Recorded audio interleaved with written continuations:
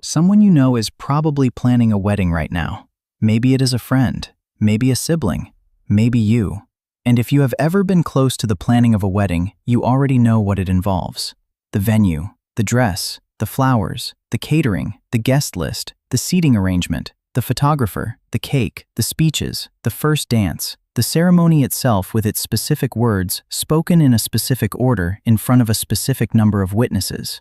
The average modern wedding costs roughly $30,000. It takes between 12 and 18 months to plan. It lasts one day, and it is considered the most important day of a person's life.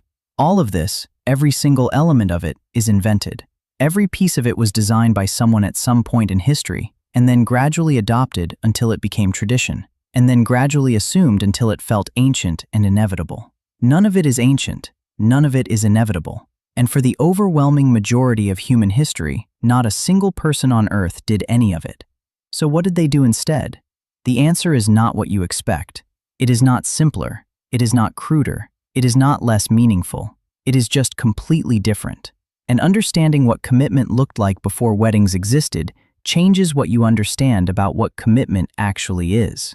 First, the timeline. Modern humans have existed for approximately 300,000 years. The oldest known marriage ceremony with documented ritual elements appears in ancient Mesopotamia roughly 4,000 years ago. That means humans formed committed partnerships, raised children together, shared resources, built lives together for 296,000 years before anyone performed a ceremony around it. 296,000 years. No rings, no vows, no witnesses, no officiant, no venue deposit. Just two people deciding to be together, and a community that recognized what that meant. Here is the first thing to understand about commitment before weddings. It was never a private matter. Modern weddings feel like the public declaration of something that already privately exists. Two people who are already together, already in love, already committed, standing up and announcing it to the world. In the ancient world, the dynamic was almost exactly reversed. The community did not witness the commitment. The community created the conditions in which commitment was possible. In a hunter-gatherer band of 30 to 50 people, a partnership between two people was not their business alone. It was everyone's business, because in a world without property law, without inheritance systems, without formal contracts, the recognition of a partnership by the group was the only thing that made it real. The group's acknowledgement was the ceremony. So what did that acknowledgement look like? Anthropologists studying modern hunter-gatherer communities, the Hadza, the San, the Agta, have documented something that does not have a clean modern name. Call it gradual public recognition. There is no single moment, no threshold crossing, no day before which two people were not committed and after which they were. Instead, commitment emerged slowly and visibly in the daily life of the group. Two people began spending more time together. They began sitting together at meals. They began sleeping in closer proximity. They began working in ways that supported each other. The hunter bringing specific portions back for a specific person. The gatherer setting aside particular finds. And the group watched, not intrusively, not judgmentally, simply because in a small community where everyone knew everything, these shifts in behavior were impossible to miss. And when the group collectively recognized what was happening, when the unspoken consensus formed that these two people were now a unit, that recognition was the marriage. No ceremony required. The living of it was the declaration. But this does not mean ancient partnership was casual. The evidence suggests something more nuanced. Within the partnership, the commitment was deep and real. The interdependence was total. In a world without safety nets, without social services, without any of the systems that allow a modern person to survive alone, your partner was your primary survival structure. They were the person who knew where you were, the person who would look for you if you did not return, the person who would feed you when you were sick, the person whose skills complemented yours in the daily project of staying alive. This is not romantic love as a luxury. This is romantic love as survival architecture.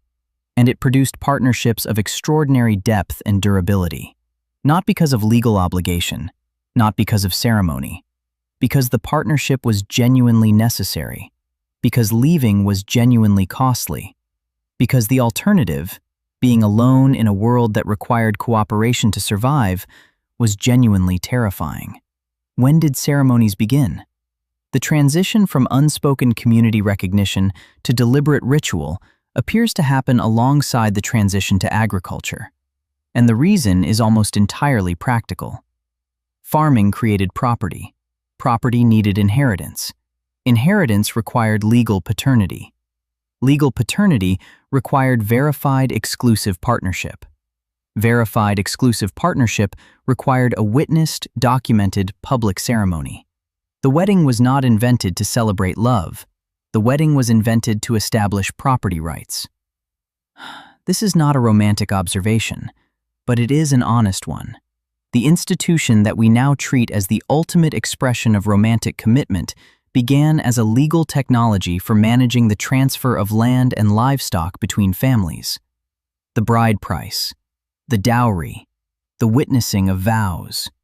These were not romantic traditions that happened to have legal implications. They were legal transactions that acquired romantic framing over thousands of years. The ring is a perfect example. The circular shape of the wedding ring is ancient, symbolizing eternity and continuity across many cultures. But the specific tradition of a diamond engagement ring as we know it today was invented in 1947 by an advertising campaign run by De Beers. The slogan was, "A diamond is forever." It was created to sell diamonds during a period of declining sales. It worked so effectively that within a generation, the diamond engagement ring went from being an uncommon luxury to being considered the only acceptable way to propose. A tradition that feels ancient and inevitable was manufactured in living memory by a mining company that needed to move product. This is how traditions work. They arrive, they solidify, they become invisible, and within 2 generations, they feel like they have always been. None of this means weddings are wrong or meaningless, or that people who want them are being foolish. The ceremony of commitment, the public declaration, the gathering of the people you love, the ritual marking of a threshold, these things serve real human needs. The need for witness, the need for celebration, the need to mark the moments that matter. These are ancient needs, and there is nothing wrong with meeting them.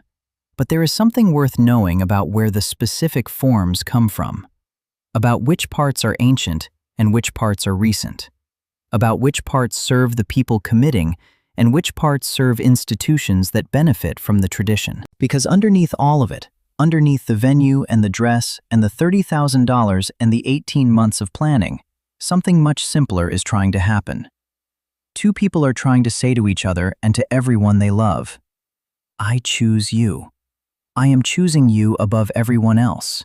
I am investing my life in yours."